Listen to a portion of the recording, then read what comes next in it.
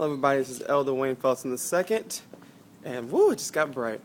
I'm just really excited about it being spring, finally, April 26th, and it's just not getting warm, but praise God for all of His endurance and how He caused us to be able to endure through this long winter, and it was probably a good thing. In the divine plan of God, there's something that He wanted in all of this that made this all worth it. Now, with that said, when we start to talk about the will of God, there's something very important for us to understand. And that is that He is smarter than us. Yes, I know. Seems pretty elementary, pretty, routine. Everybody knows God is smarter than us. But sometimes, I really don't think that we completely understand what that means.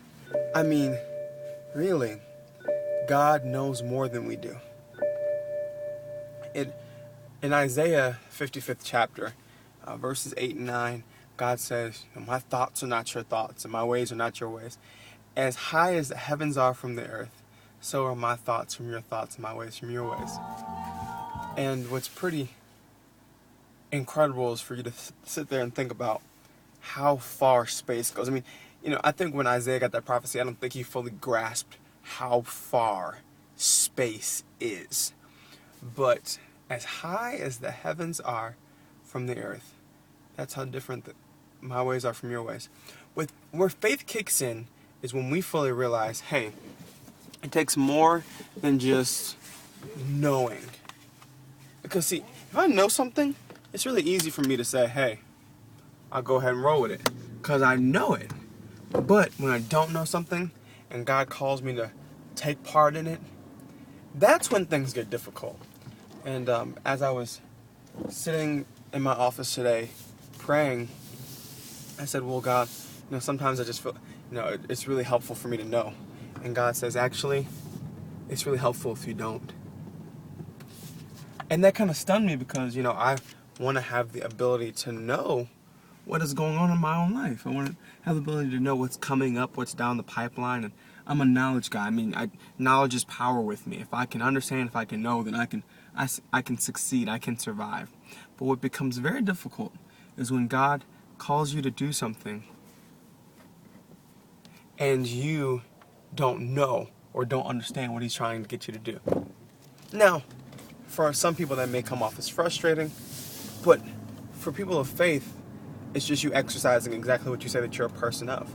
If you're a person of faith, you're living according to the will of God and the ways of God, and His will, His way, and His thoughts are higher than your thoughts. So we can't possibly understand them. I think it was Francis Chan who said one time, completely understanding God is ridiculous to want to do, because your mind is like a pop can and God is like the ocean. And if you ever put a pop can in a tub, it's not going to get nearly the water that's in the tub. Imagine the ocean. On the same way, God is so vast, He's so expansive, that for us to sit back and think, oh, I'll be able to figure this out, I'll be able to understand, is ludicrous. So, in my life today, I'm saying I have to get to a place where I just say, hey, God said it, that's what we roll with. We don't always know why things happen. And it's sad that a lot of times as pastors, because I'm guilty of this, we try to understand or explain to people why God does everything that He does, when we don't even know. And God knows. And so why not put your faith in the person who knows? See, I'm one of those people, I hate being lost. Being lost is one of the things that frustrates me more than anything my wife could tell you. My brother and sister could tell you. I get really warm, and I just kind of I just don't handle being lost very well. Well, it's helpful then to have this little thing, because what a navigation system gives me is direction. Because the navigation has satellites and all these different things, and it knows where I'm going. It knows where I'm trying to get to, at least. Well, it makes sense then, if something or someone knows where I'm going, to listen to that. Instead of saying, hey, well, I'll figure this out. Bump that. I ain't trying to figure out anything. If I can get direction, if I can get instruction, and I don't even have to know what St. James Street is, or why it's there, or what city we're in. If I can get to where I need to get to, That's all that matters. Went to Milwaukee last weekend. I had no idea what city we were in half the time. I just knew I needed to stay on this highway until my navigation system told me otherwise. The same way, when we start to go and to live for God, sometimes we may not know what city we're in, which stream we're in, why we're in a particular thing, in a particular place. But it's more important that we trust God than trust the thing. We have a lot of trust for things. We have a lot of trust for people who will say and do. And we believe, hey, this is surefire. This is security. The only security that really exists is security in God. Because security in God doesn't just last for this lifetime. It lasts for eternity. So I encourage you out there, if you're in a situation of some sort and you have no idea what's going on, trust God, because God actually does know what's going on. He's seen it. Nothing in this world surprises him. Nothing. You know, I'm driving up a bridge right now. The whole 2 lanes that I'm supposed to be in were gone, and they directed us in a different way. God knew that was going to happen. You know, and that may seem really elementary, but nothing surprises God.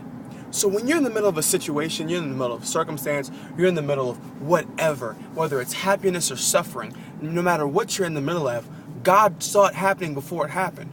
And see, I love God, of course, because he first loved me, but one of the things that I've experienced a number of times in my life is God will kind of he will cause me to cause me to need to pray for some reason. I'm one of those instinctive prayers at time where, you know, if I feel heavy or something like that, I'm like, I just got to steal away, I got to pray. And of course I have my daily prayer time, but sometimes there's that extra I need to get away.